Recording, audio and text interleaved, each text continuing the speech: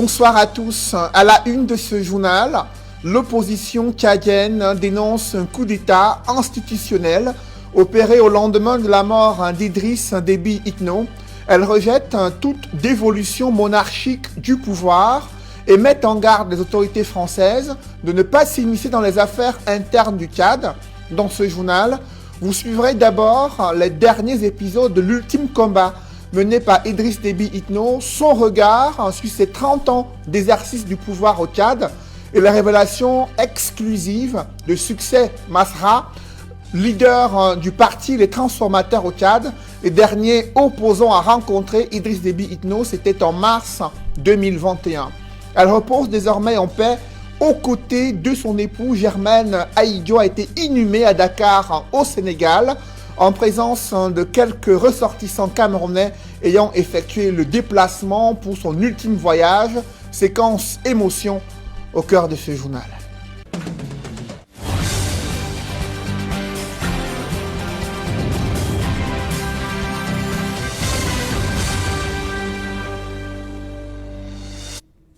Merci de suivre cette édition complète de l'information sur Equinox Télévision.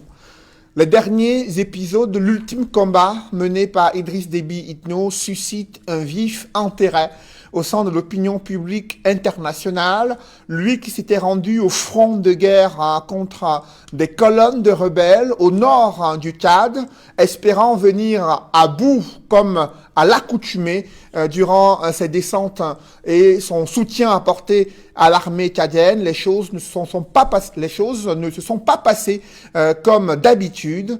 Le récit de ces derniers moments, c'est avec Jean-Paul Chouniat. La certitude inébranlable de ces dernières heures dans l'actualité sociopolitique au Tchad, c'est la mort du chef de l'État Idriss Déby Itno. Idriss Déby Itno vient de donner son dernier souffle en défendant l'intégrité territoriale sur le champ de bataille. Mais les circonstances de sa disparition ne font pas l'unanimité au sein de l'opinion nationale tchadienne et à l'international. D'après la version officielle du porte-parole de l'armée tchadienne à la télévision nationale, le maréchal président Idriss Déby Itno a succombé à ses blessures subies par balle au champ de guerre contre une colonne de rebelles du Front pour l'alternance et la concorde au Tchad, venue de la Libye voisine.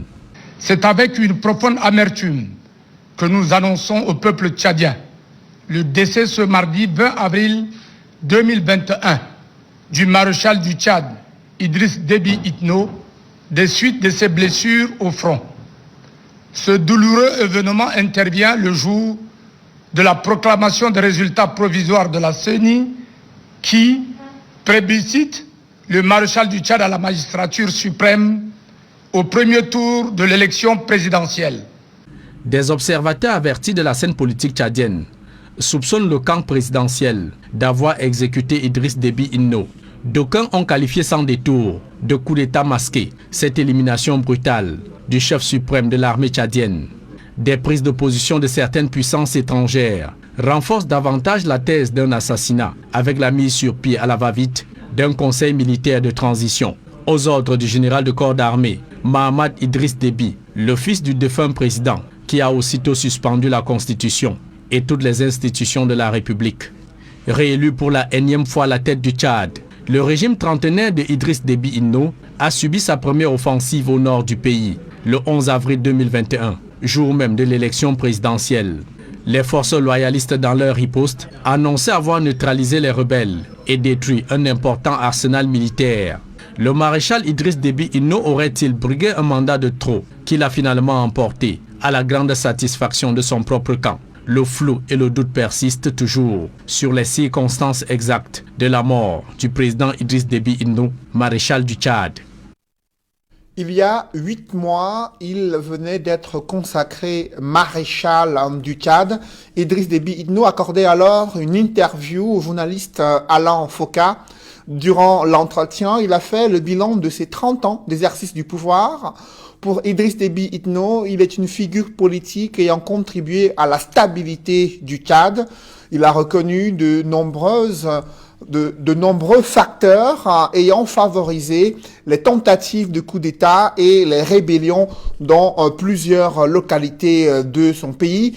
Il se montrait plutôt optimiste, présentant sa philosophie et sa politique économique. Morceau choisi d'une dernière interview du président Idriss Déby Itno, c'est avec Sylvestre Hippolyte Zangaou. Tout juste consacré maréchal, Idriss Déby Itno se confie à Alain Foka. Parmi les sujets abordés dans cet entretien avec le journaliste figure la situation politique au Tchad depuis la cession du pays à l'indépendance.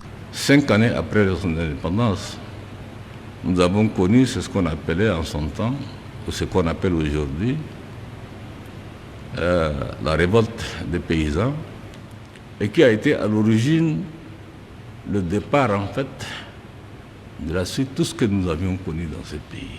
Beaucoup d'années de guerre, le pays occupé par le Nord, une partie par la Libye, la naissance de multitudes de rébellions dans le pays, pour ne pas dire que couronné pendant 8 années d'une dictature tragique que le monde n'ait jamais connue. La dictature évoquée ici par Idriss Déby Itno est celle du régime d'Hissène Habré. À la question de savoir s'il n'est pas comptable de cette gouvernance, vu qu'il a servi sous Hissène Habré, Idriss Déby affirme qu'il avait plutôt choisi de rester du bon côté de l'histoire. Je suis un soldat, j'ai choisi le camp de Habré pour la simple raison que les autres tendances politico-militaires étaient avec l'occupant, la Libye qui occupait une partie du Tchad. Un soldat de formation, je ne peux pas être avec des gens qui sont complices avec un pays qui occupe une partie de notre territoire. Quand j'avais estimé nécessaire que le temps était venu pour se dire les vérités, n'est-ce pas, j'ai pris ma décision et je suis parti. Idriss Déby renverse Hissène Habré et prend la règne du pouvoir. Il les tiendra durant une trentaine d'années. Pas très prolixe sur son bilan, Idriss Déby confie à Alain Foka que les Tchadiens et l'histoire le jugeront. Mais en ce qui concerne l'économie du Tchad, le président affirme que le défi de sa stabilisation est important à cause des conflits à répétition dans le pays. Il appartient aux Tchadiens, aux historiens, en fait, disons, de faire la part de la chose. J'ai été au moins du bon côté. Je n'ai pas flirté avec l'occupant. Si j'ai estimé nécessaire en 1993 de tenir la conférence nationale souveraine, ce n'est pas quelqu'un qui m'a imposé. Je vais vous dire maintenant une chose. Mitterrand m'a dit, c'est pas correct de faire une conférence nationale souveraine au Tchad, vous allez vous battre dans la salle. En présence du président fait bongo. Ah bon? Oui. J'ai dit, je le ferai. Ils m'ont dit, je ne te conseille pas. J'ai dit, je le ferai. La mise en marche de notre économie qui s'adosse sur un plan ambitieux que nous avons mis en place à partir de 1999, parce qu'il faut dire que 75% des ressources du pétrole ont été injectées dans l'économie du pays. Je disais souvent aux Tchadiens, attention, le pétrole est une denrée tarissable. Ne comptez pas sur le pétrole. Ne comptez pas sur le pétrole. Ne comptez pas sur le pétrole. J'avais dit ça plusieurs fois au Tchad. Et je pense que l'histoire nous a rattrapés. L'histoire nous a rattrapés. En moins d'une semaine, on a passé le baril à $110, de $110 à $30. En une semaine. C'est un choc terrible. Mais nous avons tenu. Sur la modification de la Constitution, notamment la possibilité pour le président de la République d'être élu autant de fois et l'âge pour être candidat à l'élection présidentielle ramené de 40 à 45 ans. Idriss Déby affirmait qu'il n'en était pas responsable et que c'est l'Assemblée nationale qui en a décidé ainsi. Au lendemain du décès d'Idriss Déby Itno, comment réagit la communauté internationale? La France prend acte de la mise en place d'un conseil militaire de transition et propose que ce conseil assure une transition pour que les civils reprennent le pouvoir, alors que les États-Unis insistent le retour de l'ordre constitutionnelle au Tchad. Les réactions de la classe politique internationale et des pays partenaires du Tchad, c'est avec Gladys Sidi. Un allié, un ami courageux, un soldat, un président qui a œuvré sans relâche pour la sécurité du pays et la stabilité de la région durant 3 décennies. C'est l'hommage de la France à Idriss Déby Itno. L'Élysée a aussi exprimé son ferme attachement à la stabilité et à l'intégrité territoriale du Tchad et dit prendre acte de l'annonce par les autorités tchadiennes de la mise en place d'un conseil militaire de transition. Toutefois, la France souligne l'importance que la transition se déroule dans des conditions pacifiques, dans un esprit de dialogue avec tous les acteurs politiques et la société civile, en vue de permettre le retour rapide à une gouvernance inclusive s'appuyant sur les institutions civiles. Si la France, dans sa sortie, semble adouber la transition militaire actuelle au Tchad, les États-Unis de leur côté sont pour une passation de pouvoir dans la paix et conformément à la constitution tchadienne. Le département d'État a condamné les récentes violences et pertes de vie au Tchad et dit être solidaire du peuple tchadien en cette période difficile. De nombreux chefs d'État à travers le monde ont rendu hommage au président tchadien et présenté leurs condoléances à sa famille. Roch-Marc Christian Kaboré du Burkina Faso a salué la mémoire d'un grand panafricaniste, d'un frère engagé avec conviction et détermination dans la lutte contre le terrorisme dans le bassin du lac Tchad et au Sahel. Au Cameroun, le président Paul Biya a déploré une immense perte pour le Tchad, l'Afrique centrale et le continent qu'il aura servi sans relâche. Le président du Cameroun a par ailleurs adressé ses condoléances au Conseil militaire de transition. Le président nigérien Mohamed Bazoum a quant à lui présenté ses condoléances attristées à sa famille et au peuple tchadien.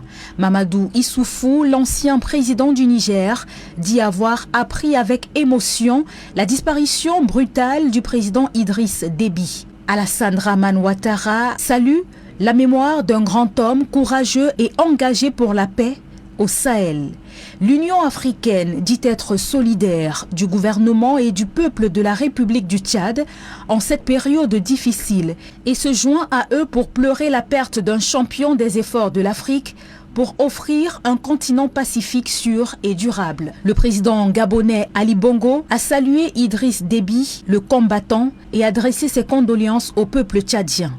Le président congolais Félix Tshisekedi a lui aussi adressé ses condoléances au peuple tchadien.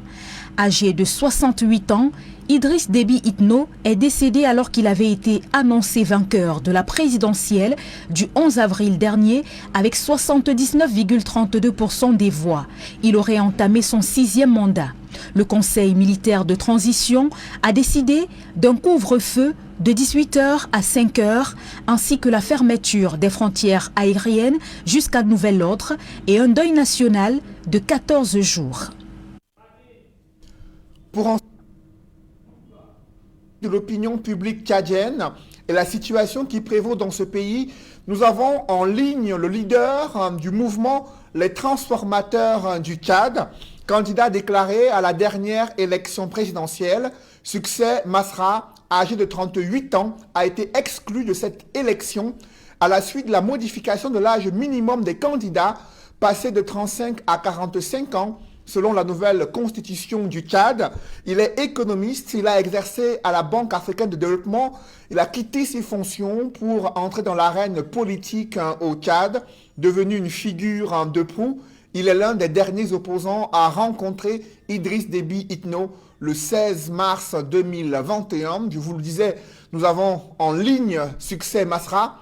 Succès Masra, bonsoir. Vous nous recevez depuis N'Djamena, la capitale du Tchad. Vous êtes sur Equinox Télévision.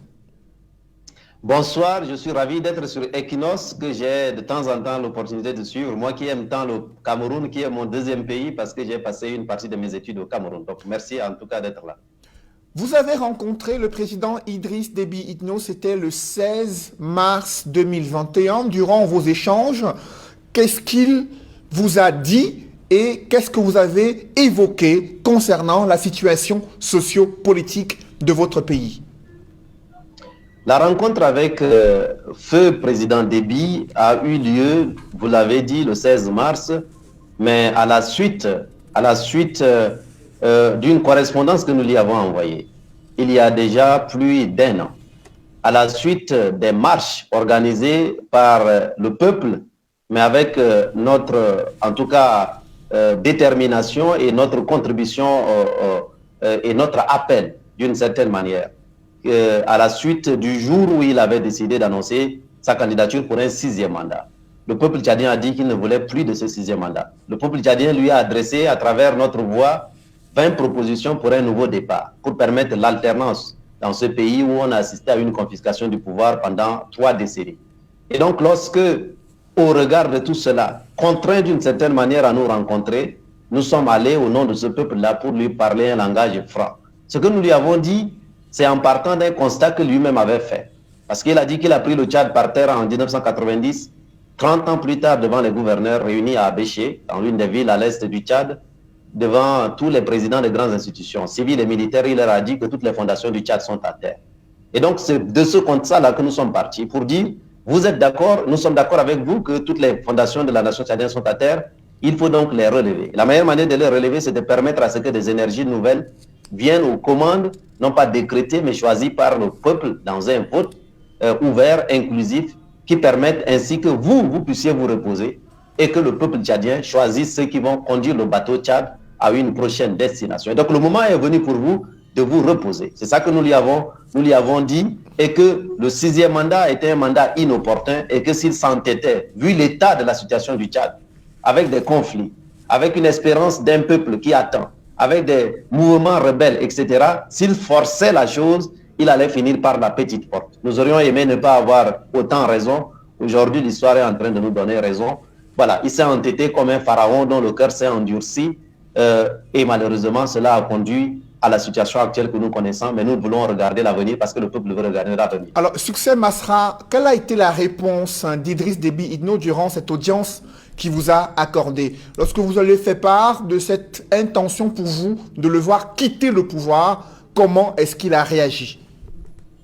J'ai vu un homme qui était fatigué, un homme qui m'a signifié que le pouvoir était comme une cage dorée, qui ne se sentait plus en liberté, un homme qui a fini de dérouler son tapis et qui n'avait plus rien à proposer, mais comme par je ne sais plus quelle alchimie, j'ai vu quelqu'un qui avait peur de son avenir, qui se posait des questions de ce qui pourrait lui arriver, et je crois qu'il exprimait là peut-être aussi quelque chose que beaucoup de chefs d'État de la sous-région Afrique centrale notamment se posent comme question. Qu'est-ce qui va leur arriver une fois qu'ils ne seront plus au pouvoir? Nous avons donc essayé de le rassurer sur la possibilité qu'il sorte par la grande porte et le peuple tchadien pourra lui offrir une porte de sortie honorable. C'est une réflexion globale que nous devons mener. Mais il ne s'est pas opposé à cela, et c'est la preuve d'ailleurs qu'à la sortie de cela, je lui avais proposé que nous repartions vers les autres acteurs, parce qu'il nous a reçus comme président du parti Les Transformateurs à la suite d'une correspondance que nous lui avons envoyée pour lui parler de cet avenir-là. Sans lui, mais qu'il doit contribuer à cet avenir sans lui d'une certaine manière.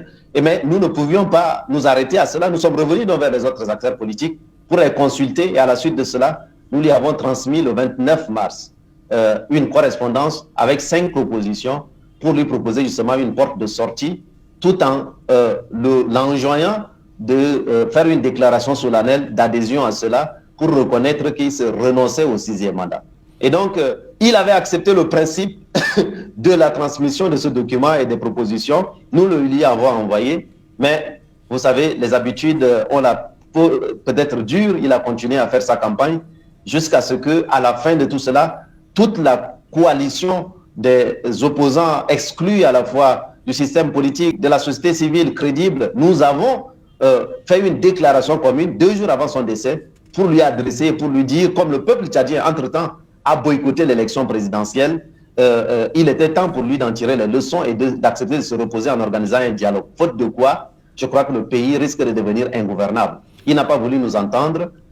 Malheureusement, nous connaissons donc aujourd'hui la suite qui, aujourd'hui, ouvre des perspectives nouvelles, mais sur lesquelles nous devons aussi aller avec les exigences qui sont aujourd'hui celles du peuple qui s'est mis debout et qui marche. C'est jamais arrivé dans l'histoire du Tchad. Plus de 400 personnes ont été arrêtées, torturées, violentées, 10 semaines de marche consécutives, un boycott historique dans l'histoire de notre pays. Tout ça, ce n'est jamais arrivé. Donc le peuple tchadien est en train de se mettre debout pour gagner sa liberté. Alors, Succès Masra, il y a eu cette annonce officielle intervenue mardi dans l'après-midi, annonce du décès d'Idriss Déby Itno, président du Tchad, tombé les armes à la main sur le front de guerre au nord de votre pays. Dans quel état d'esprit se trouvent les Tchadiens à la suite de cette annonce du décès du président tchadien?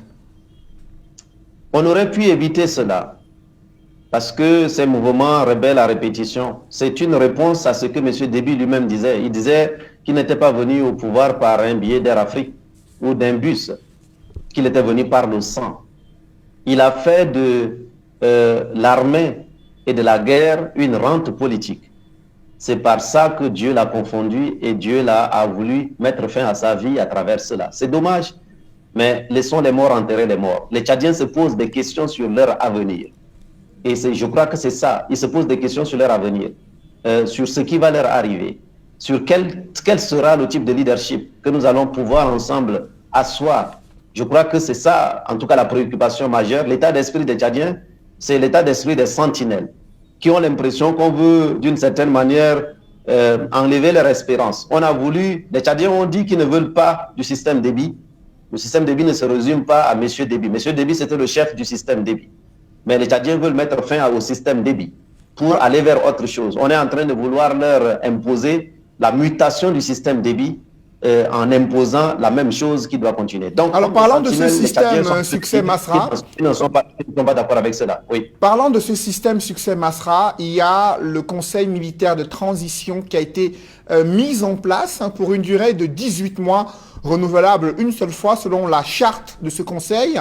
Également, c'est son fils, le fils du défunt président Idriss Déby Itno, le général Mahamat Déby Itno, qui prend la tête de ce conseil militaire de transition. Que pensez-vous de la démarche menée par ces officiels de l'armée tchadienne? C'est un coup d'État. Et comme c'est un coup d'État, est-ce qu'on est en train de dire qu'il n'y a pas de problème dans cette sous-région Afrique centrale, dans cette Afrique, si on organise un coup d'État? C'est un coup d'État dans la mesure où la constitution actuelle ne prévoit pas que ce soit l'armée qui prenne le pouvoir, dans les circonstances que nous connaissons là. Oui, cette constitution a ses limites, nous aurons l'occasion de revenir là-dessus, mais il faut partir déjà du minimum. Et constatant les limites, justement, un dialogue va nous permettre d'y ajouter ce qui manque, dans une intelligence collective, en réunissant tous les Tchadiens autour de la table de la discussion. Là est le chemin de l'avenir.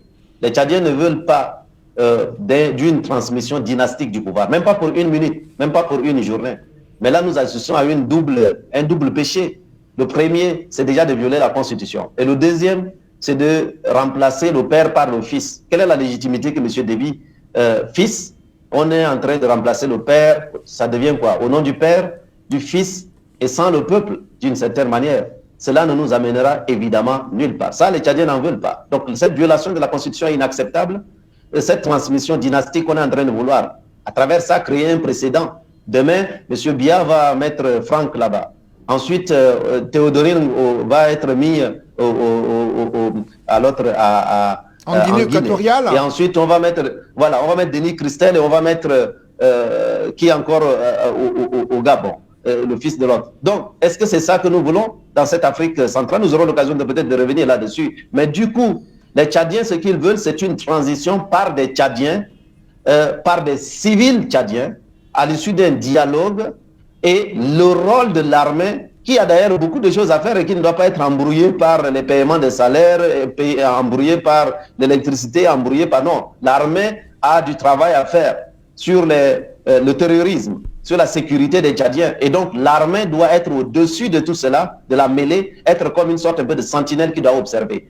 Monsieur Déby, fils, qui est en réalité plus jeune que nous a dépêché un émissaire, nous lui avons dit cela. Nous allons lui dire.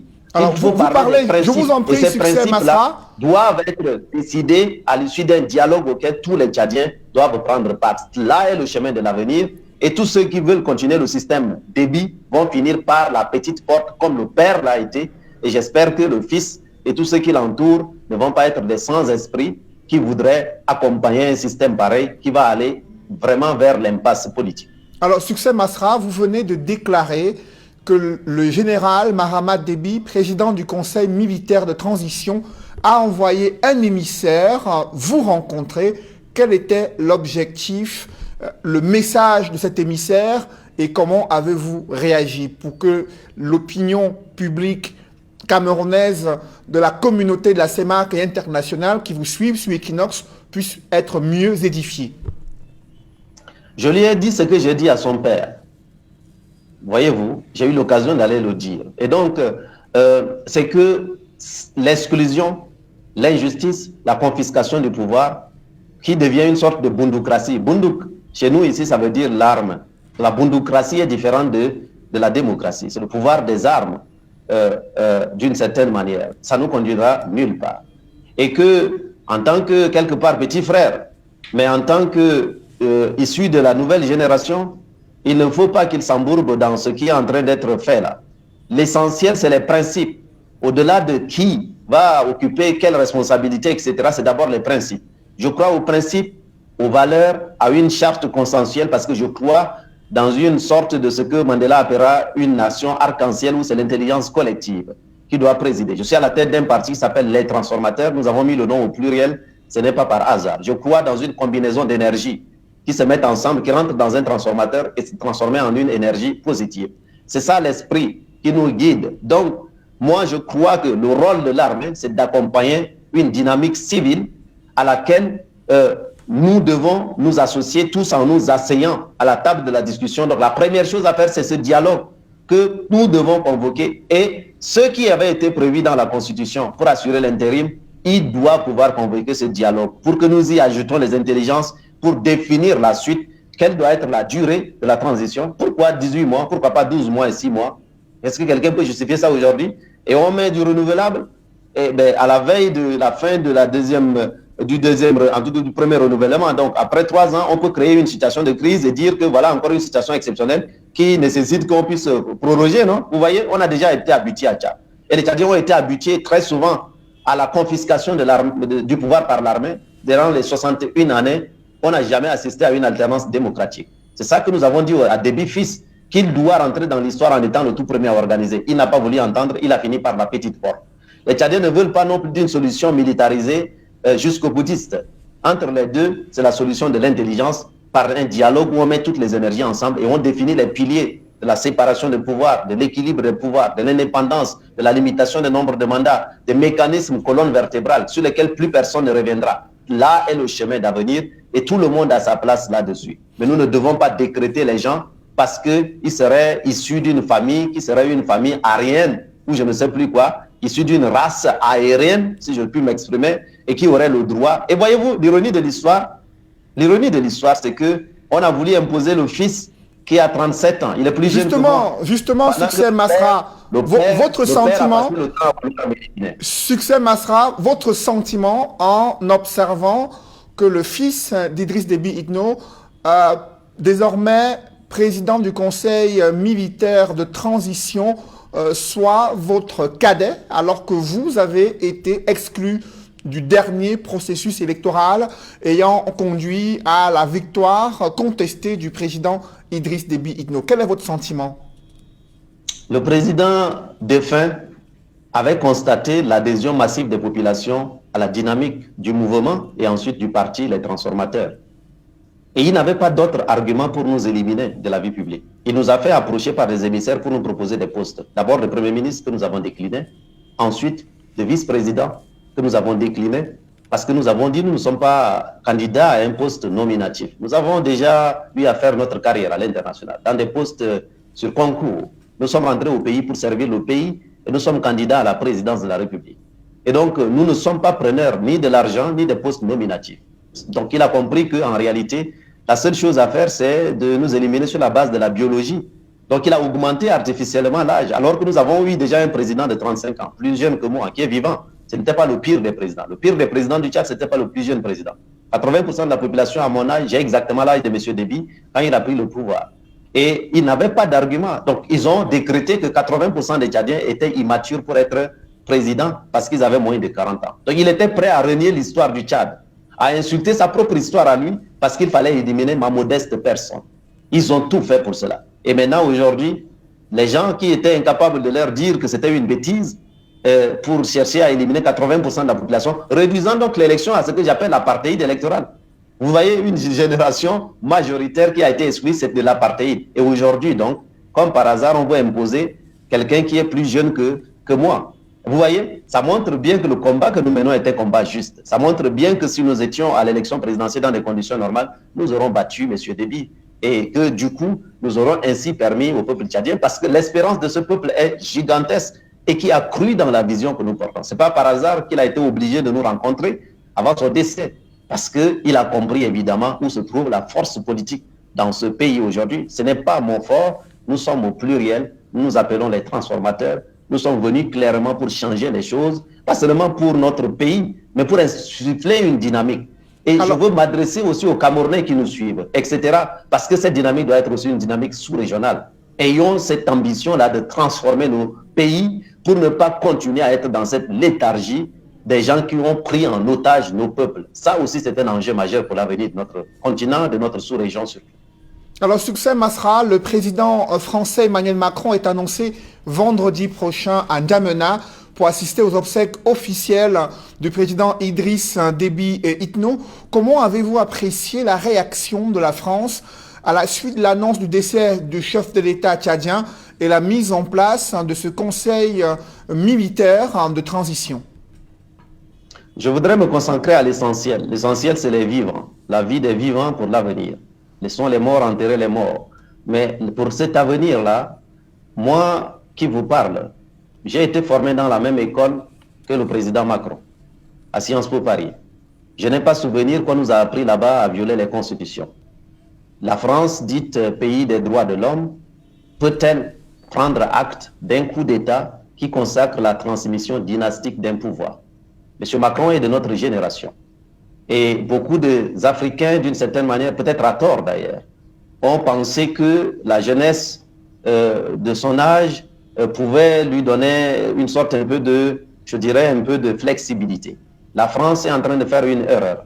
Il y a une nouvelle génération d'Africains. Regardez à travers le continent. J'ai parlé à des amis comme Ousmane Sonko au Sénégal et les autres. Nous avons mis sur pied l'inter-africaine progressiste. Il y a un mouvement pro-africain, pro-tchadien, pro-camerounais, pro-sénégalais, qui veut travailler avec la France pour l'avenir, mais qui veut dépoussiérer les relations qui ont toujours été entachées d'une considération de nos peuples, non, plutôt de nos territoires. La France doit apprendre à ne plus considérer les pays avec lesquels il a eu une relation historique comme des simples territoires. Et j'ai rappelé à travers une correspondance que j'avais adressée d'ailleurs au président Macron, parce que M. Déby, avant de mourir, a dit aux Tchadiens qu'il voulait s'arrêter à 2 mandats, mais c'est la France qui l'a obligé en lui envoyant un constitutionnaliste qui a modifié la constitution pour l'imposer. Donc le 3e mandat, le 4e et le 5e, c'est un bonus de la France, dit-il. Et j'ai dit au président Macron que le 6e mandat, les Tchadiens n'en veulent pas. Donc il n'a qu'à dire à Déby, si Déby est en train de mentir, qu'il nous le dise. Mais si Déby disait une vérité, ce n'est pas grave. Mais nous voulons regarder l'avenir sur de nouvelles bases. Le Tchad, mon pays, c'est un point majeur, a été le tout premier à répondre à l'appel du général de Gaulle pour venir à la rescousse de la France qui, à l'époque, était acculée par les nazis. Ce Tchad-là qui avait répondu là, avait des soldats qui étaient braves. Ces soldats n'avaient pas été formés par M. Déby. Indexer la relation d'un pays sur un homme, c'est la pire des bêtises. Et je n'ose pas croire que M. Macron n'a pas l'intelligence de comprendre ces choses, mais ils sont en train de manquer le coup et ils ont laissé des gens qui sont les premiers organisateurs du sentiment anti-français. C'était M. Déby qui était le premier à organiser le sentiment anti-français. La meilleure manière de poursuivre ce sentiment anti-français, c'est de laisser un autre M. Déby remplacer le père par le fils. Et donc la France s'est précipitée pour prendre acte. Prendre acte de quoi? Du coup d'État? Prendre acte de la transmission dynastique du pouvoir? Je vous dis, je tombe des nues. Et donc je crois que c'est fondamental de lire l'histoire, mais de lire surtout l'avenir. Nous sommes une nouvelle génération. Nous autres, nous avons été formés par les mêmes écoles. Et croyez-moi, je n'étais pas dernier à Sciences Po Paris. Voyez-vous? Et j'ai comme ça dans mon équipe des gens qui ont fait partout. Nous avons fait Harvard, Oxford, Sciences Po, les Polytechniques, Saint-Cyr, West Point, etc. Dans les mêmes meilleures écoles que eux. Et on vient nous dire dans notre pays, d'ailleurs, la France a été silencieuse lorsque j'ai été éliminé injustement de la possibilité d'être candidat. Aujourd'hui, ils adoubent quelqu'un qui est plus jeune que moi d'une certaine manière, et je crois qu'ils ont encore le temps de revenir en arrière. Vous savez pourquoi? Parce que même déjà entre hier et aujourd'hui, on a dit qu'on avait dissous le gouvernement.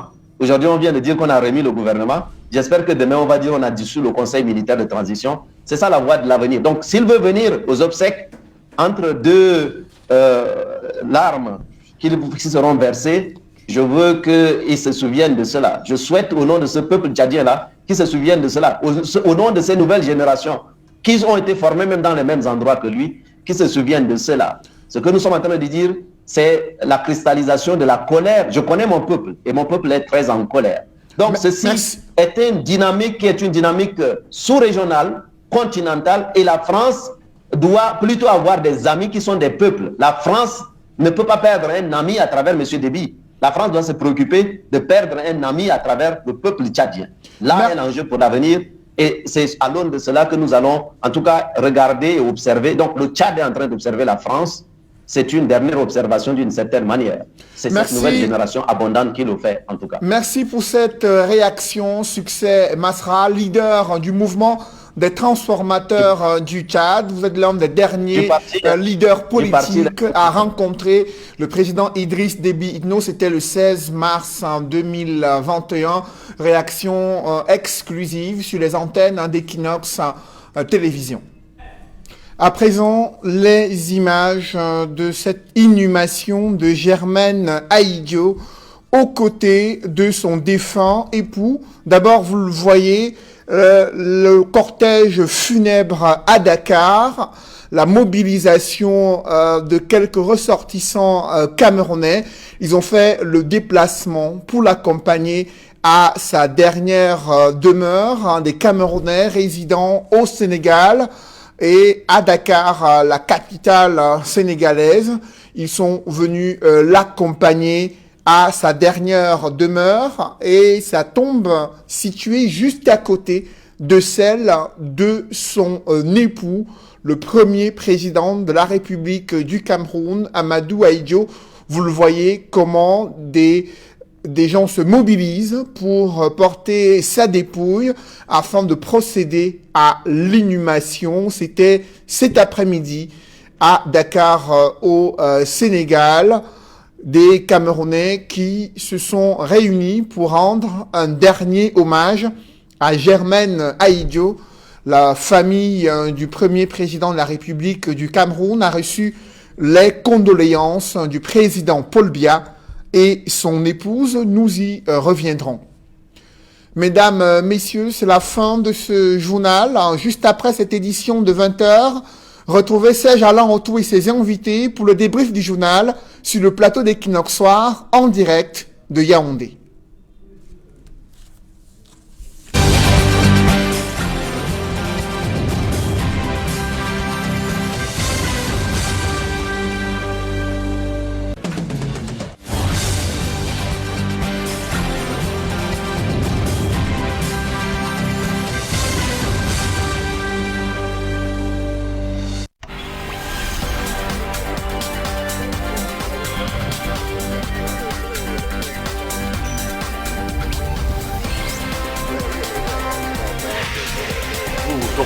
Vous avez suivi dans le journal tout à l'heure les réactions, quelques réactions qui nous intéressent. Nous avons fait, c'est un morceau choisi, les États-Unis qui demandent un retour de l'ordre constitutionnel au Tchad, la France qui décide de prendre acte de la mise en place du CMT, Conseil militaire de transition.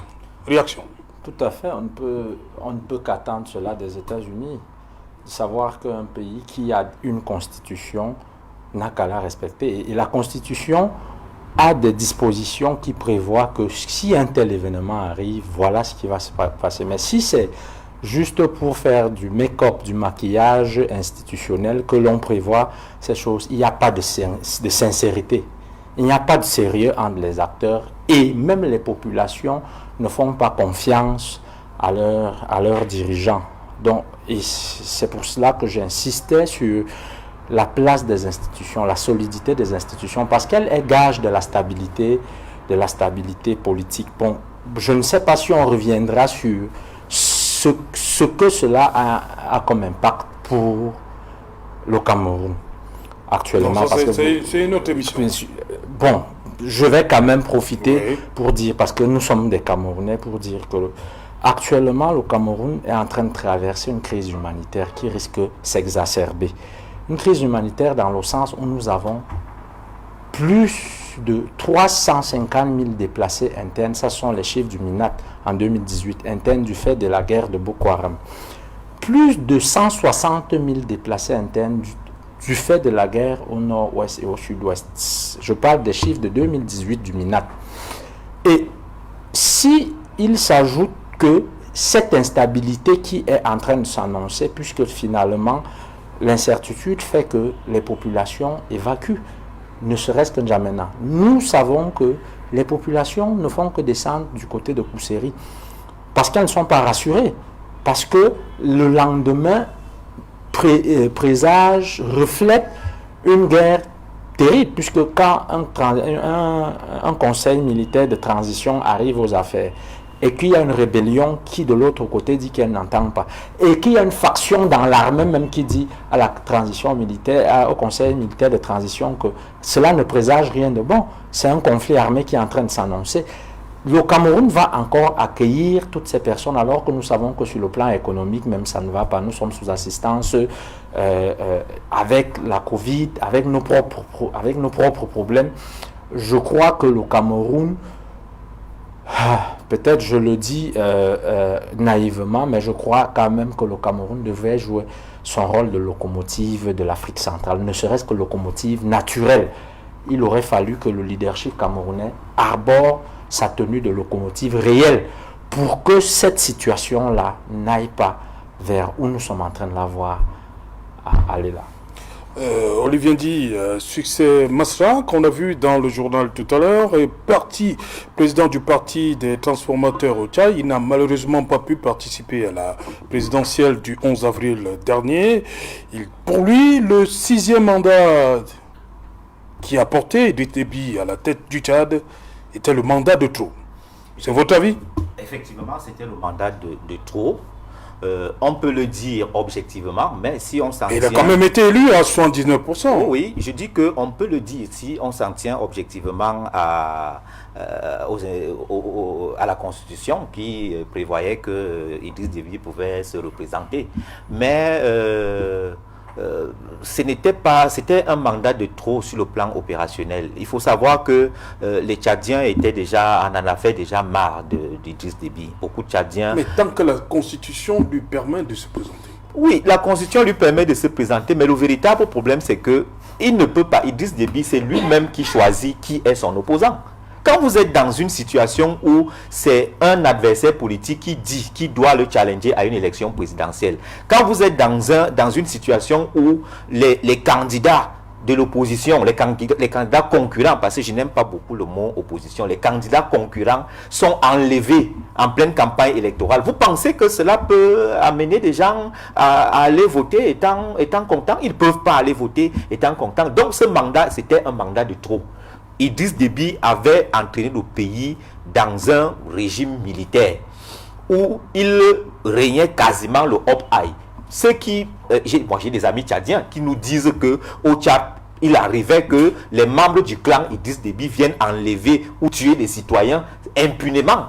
Vous voyez, dans ce type de fonctionnement, on ne peut qu'aboutir soit à l'assassinat du président, soit alors à une désaffection totale, un abandon total de la chose politique à celui qui croit avoir le pouvoir. Donc pour moi, c'était un mandat de trop pour plusieurs raisons. La première raison, c'est que Idriss Déby n'était plus capable d'assurer la stabilité aux Tchadiens. Et lui-même, Masla Succès l'a dit tout à l'heure, que lui-même, à un moment donné, manifestait l'envie de partir. Mais on dirait qu'il était captif de son clan qui tire forcément des ficelles dans la gouvernance chaotique que lui-même a contribué à instaurer au Tchad. C'était effectivement un mandat de trop qu'il ne fallait justement pas. Parce que le résultat, il est là aujourd'hui. Idriss Déby a été assassiné. Et comme je l'ai dit dans mon propos liminaire, Idriss Déby ne pouvait pas avoir été assassiné par les membres, les rebelles.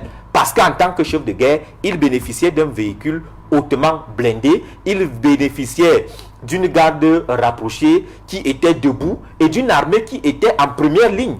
Et donc, pour qu'on arrive à atteindre un chef de guerre de ce niveau-là, il fallait être dans la maison, et c'est ce qui s'est passé. Et cela arrive parce que justement lui-même n'était plus aimé. Et la désaffection avec Idriss Déby, il faut le dire, vient du fait que dans son propre camp, il avait voulu un de ses cousins. Quand je dis cousin, oui, un de ses cousins. Quand je dis cousin, vous savez, la famille africaine, quelqu'un de son clan, de sa tribu, hein, qui avait d'abord dénoncé les malversations financières de la fondation créée par Madame Idriss Déby. Voilà. Maintenant, la première des choses, c'était ça. La deuxième des choses, c'est que le gars a osé se présenter à l'élection contre Idriss Déby. Et ce qui s'est passé, c'est que Idriss Déby avait voulu le contraindre d'abord, il avait voulu l'arrêter. Et maintenant, l'escouade qui était allé l'arrêter n'a pas pu. La maman de ce gars est morte. À partir de là, il y a eu une scission dans le clan Idriss Déby. Il y avait d'un côté ceux qui le soutenaient, encore de l'autre côté ceux qui étaient contre. Et on peut comprendre que si l'ennemi a réussi à infiltrer sa garde rapprochée, on peut donc comprendre qu'il y a eu une désaffection, il y a eu un rejet total, au point où ce 6e mandat était effectivement de trop. Voilà, Aristide Mono, tout ce qui se passe aujourd'hui au Tchad nous rappelle, malheureusement, le cas de la RDC, avec le père Kabila et le fils. C'est pratiquement... Est-ce que, avec ce qui a annoncé au nord du Tchad, le fait, ça peut se passer de la même chose au Tchad, c'est-à-dire qu'on a vu en RDC, le fils quand même, il a pu tenir jusqu'à la passation avec Tshisekedi, transition politique, c'est ce qu'on appelle pacifique, c'est comme ça qu'on a appelé là-bas, en RDC. Est-ce que ce scénario peut se produire au Tchad? C'est-à-dire que le fils peut être président du Tchad, avec cette rébellion qui s'annonce. Vous savez, les États africains, les États entre guillemets, les quasi-États africains sont pratiquement des Siamois. Et tout simplement parce qu'ils partagent une même mère qui s'appelle la France. Et aujourd'hui, lorsque vous voyez ce qui s'est passé au Tchad, c'est pratiquement ce qu'on peut voir un peu partout. On a vu Obiang-Nguema avec Mathias Nguema, on a vu. Donc ce sont tout simplement des choses qui se répètent. En fait, on est dans Mathias Nguema, c'était son oncle. Voilà, donc vous voyez que nous sommes tout simplement dans la routinisation d'une habitude qui est en train de prendre corps, qui grandit depuis les indépendances, ainsi de suite. Lorsque vous regardez, parce que quand je parle des États siamois, regardez, je ne suis pas un spécialiste de la musique, mais regardez un peu la redondance des hymnes nationaux. Vous avez l'impression que c'est pratiquement les premières gammes de la Marseillaise. Lorsque vous regardez, lorsque vous observez leur drapeau, il y a soit un rouge vert, un vert ou jaune, ou un rouge vert jaune. Donc c'est pratiquement les mêmes choses et on se retrouve avec des mêmes pratiques. Donc on n'est pas, je ne serais pas surpris de voir le fils de Bongo, de Idriss Déby, devenir président. D'ailleurs, il est déjà président de la République parce que il a commencé à recevoir. Sa constitution, il a dit bien dans sa constitution qu'il est président de la République.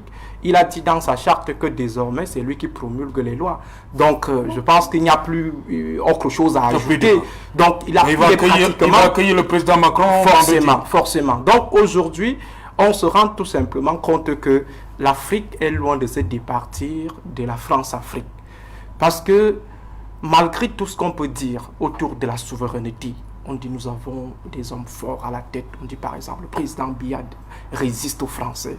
On sourit tout simplement. Quels sont des éléments, des critères pour évaluer sa résistance? Étant donné qu'on a des éléments plausibles qui prouvent que nous ne sommes pas encore sortis de la France-Afrique. On vous dit le président équato-guinéen est en train de faire la grosse tête face à la France, mais vous ne pouvez rien faire parce qu'économiquement, vous ne tenez pas. C'est la France qui vous défend. Militairement, c'est la France qui est obligée de venir de temps en temps vous apporter une certaine aide. C'était le cas du Tchad.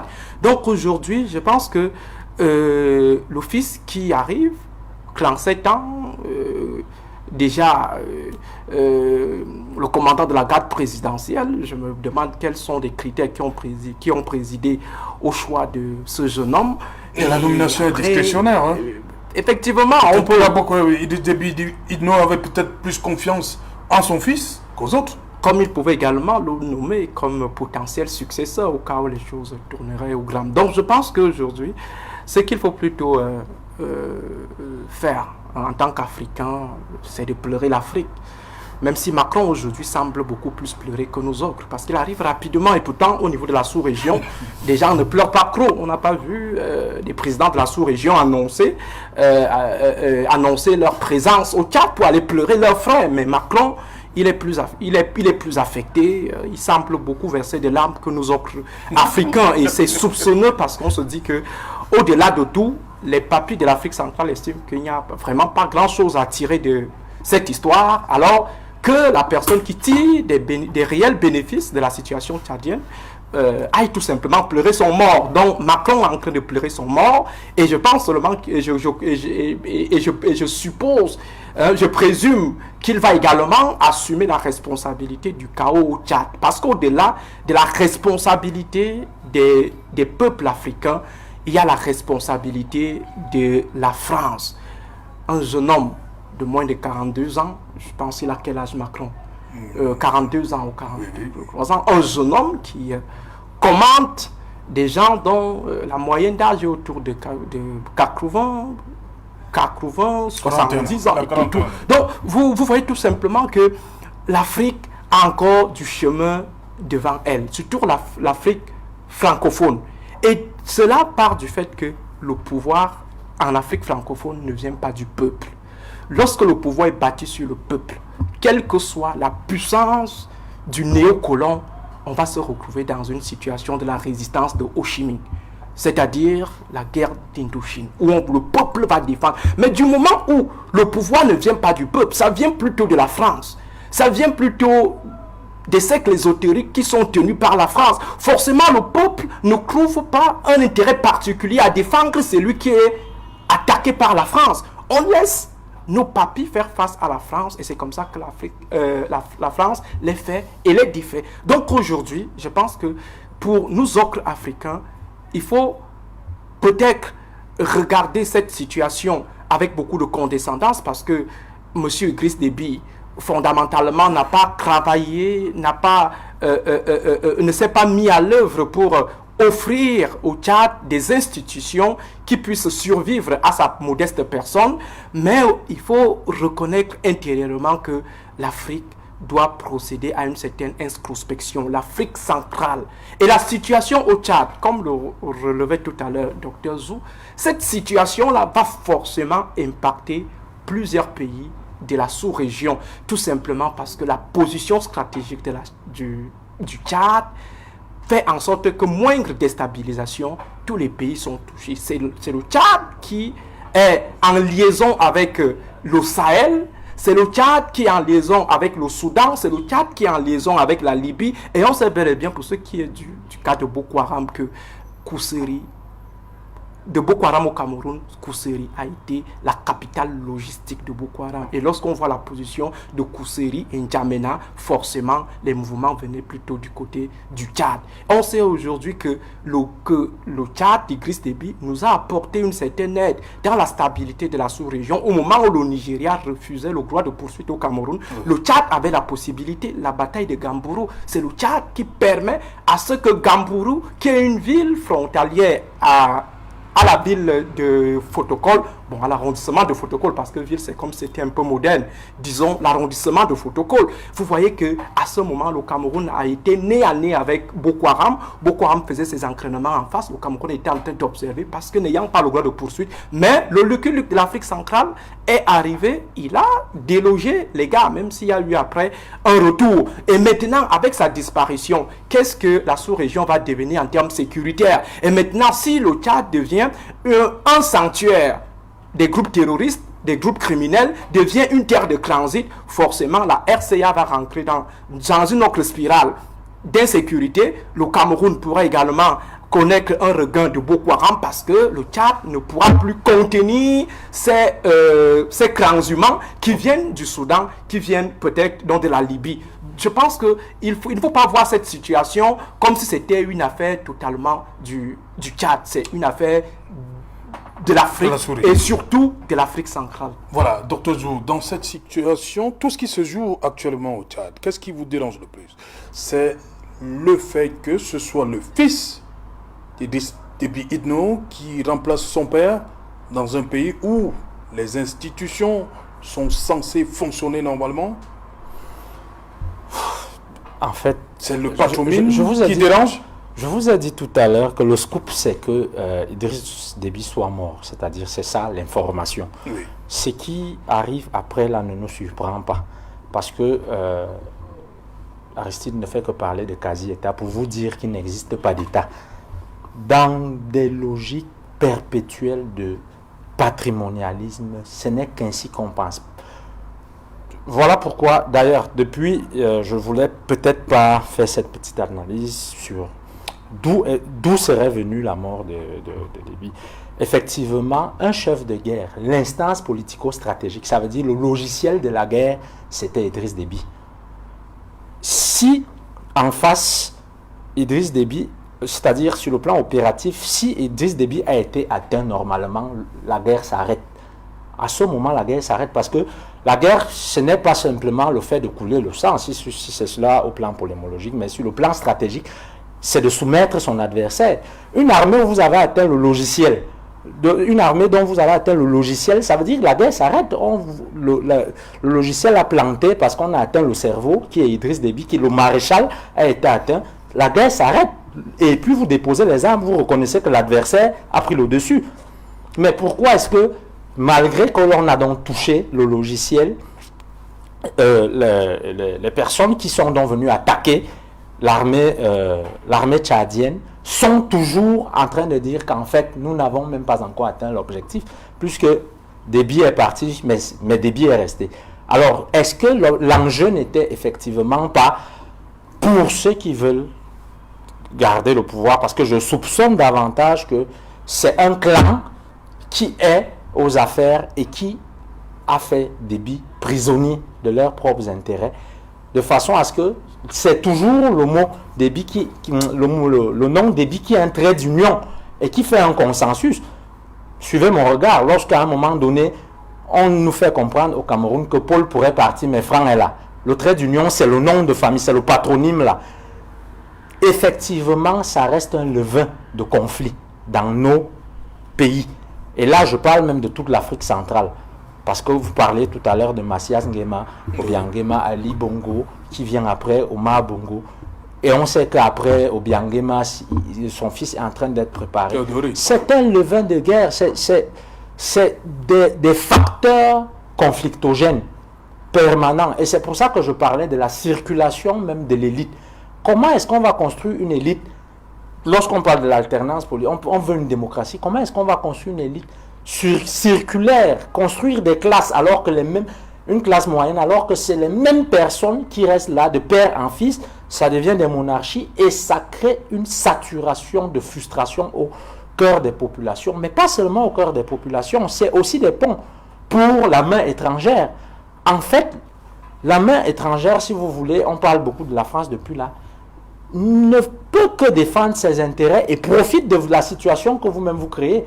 Vous créez vous-même un chaos ou alors vous lui permettez d'utiliser ce que vous faites comme engrais à la situation de la protection de ses intérêts. Aucune culture stratégique n'est pensée de façon à dépersonnaliser le pouvoir et regarder dans des logiques de développement durable la protection de nos États. De dire que normalement, si Idriss Déby est mort de la main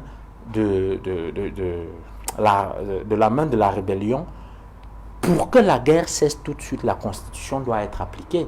On dit aux rebelles, n'est-ce pas? Vous avez dit que le problème, c'est... Puisque quand vous lisez le communiqué des rebelles, c'est qu'ils veulent que des élections libres et transparentes soient organisées. C'est ce qu'ils disent, du moins.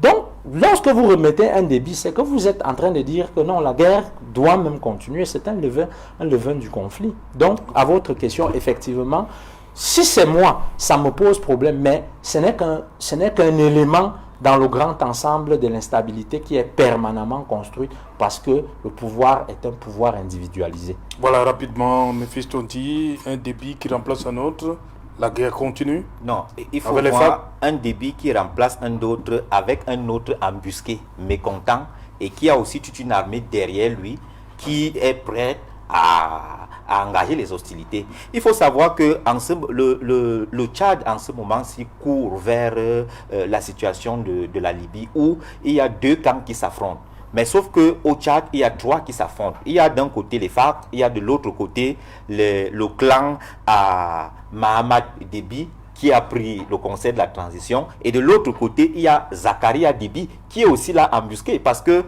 il faut relever ici que l'armée tchadienne en ce moment-ci est divisée.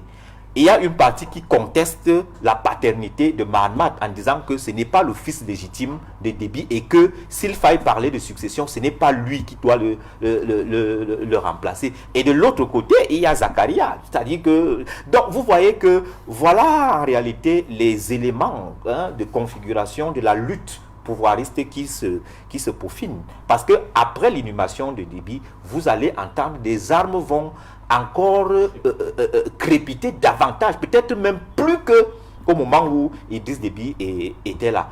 Malheureusement, cela risque d'impacter le Cameroun parce que forcément les gens vont fuir, ils viendront au Cameroun et ça fera des réfugiés supplémentaires. Voilà, docteur Aristide Monod, 30 secondes pour terminer. Parlant des réfugiés rapidement, il faut qu'on tire toujours des leçons de ce qui s'était passé avant. Je prendrai le cas de Boko Haram. Comment Boko Haram arrive au Cameroun? C'est à travers peut-être le prosélytisme qui a été mené longtemps, mais il faut dire que ce sont des flux de réfugiés venant du Nigeria qui ont aggravé la situation et créé des systèmes d'infiltration et de sanctuarisation de Boko Haram dans nos côtes. Donc aujourd'hui, si on se retrouve avec le pont d'Ngeli, submergé dans le pont qui relie le Cameroun au Tchad, si on se retrouve avec ce pont totalement submergé de réfugiés, forcément on peut voir quelques infiltrés, et surtout que l'Afrique, le bassin du lac Tchad, c'est en fait le site d'opérationnalisation de toutes les activités criminelles en Afrique francophone, lorsque vous regardez un peu bien. Et cette zone-là a toujours servi en fait de terre de sanctuaire, de transit, de refuge aussi. Et moi j'ai tout simplement peur. Il faut qu'on fasse extrêmement attention, et surtout qu'au Cameroun la situation n'est que reluisante. Nous avons le nord-ouest, nous avons Boko Haram au Nigeria, et aujourd'hui il y a des velléités de succession qui s'affirment. Il faut prendre au sérieux les signaux qui sont lancés par ceux qui pensent à un moment donné qu'il faut prendre des armes, et le Cameroun peut être déstabilisé à partir du nord. Merci Aristide Monod. Et c'est pratiquement 1014 km de frontière avec le Tchad. Avec le Tchad. Aristide Monod, l'université de Yaoundé 2. À côté, Marcel Olivier Ndi, université de Yaoundé 1. Et Dr Djou, université de Ngaoundéré. Merci. Ouais, ils l'ont vu. Voilà, madame, monsieur, nous sommes arrivés au terme de cette édition et qu'il en soit. Rendez-vous, il est pris pour demain, pour le 4e numéro. Bonsoir, Lembe Yezoum.